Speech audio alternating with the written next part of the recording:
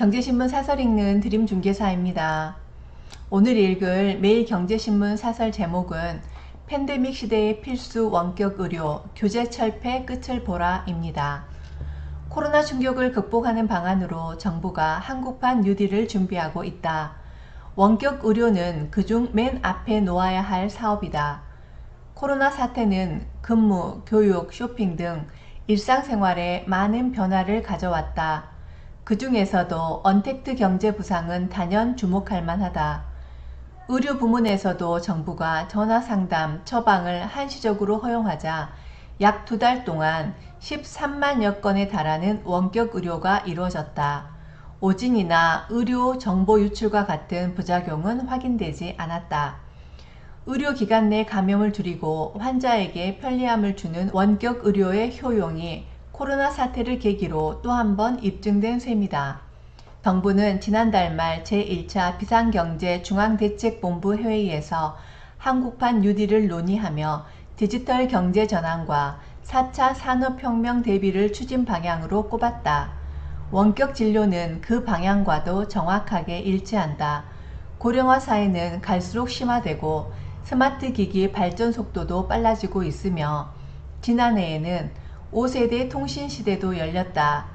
이런 시대 변화 속에서 원격 의료는 세계 의료 시장의 필수 형태로 자리 잡아가고 있다.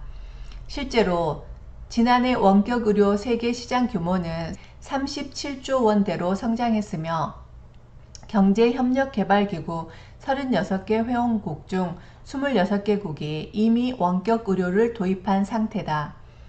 코로나 사태는 원격 의료 발전을 한층 자극하고 있다. 1990년대 초반부터 원격 의료를 시작한 미국에서는 그동안 진료 6건 중 1건이 원격으로 이루어지는 정도였지만 코로나 사태 이후에는 원격 진료 환자 수가 100배 이상 급증했다고 한다. 중국에서는 2016년 원격 의료 전국 확대 이후 온라인 병원이 300개 이상 운영되고 있는데 그중 가장 큰 온라인 병원 회원수는 11억 명을 넘어섰다고 한다. 코로나 사태 이후 회원수가 10배가량 증가한 결과다. 한국의 코로나 진단, 격리, 치료는 K방역으로 불리며 세계적 찬사를 받고 있다. 한국의 정보통신 기술도 세계 최고라는 명성을 쌓아왔다. 원격 의료를 발전시키기에 가장 이상적인 조건을 갖추고 있다는 뜻이다. 그런데도 원격 의료를 허용하는 의료법 개정안은 2010년 발의된 이후 10년째 표류하고 있다. 대한의사협회와 일부 시민단체가 동네 병원 몰락이나 오진 가능성 등을 거론하며 반대하고 있는 탓이다. 이런 반대와 규제를 넘기 위해 윤석로 4차 산업혁명위원회 위원장은 일종의 끝장 토론인 해커톤이라도 해야 한다고 했는데 맞는 말이다. 특히 국회가 팔을 걷어붙이고 설득의 리더십을 보여야 한다.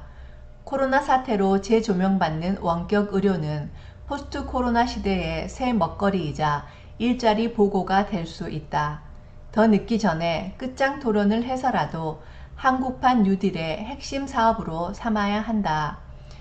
일주일 전에 읽었던 원격 의료 10만 건 돌파, 이참에 제대로 해보라와 일맥상통하는 내용입니다.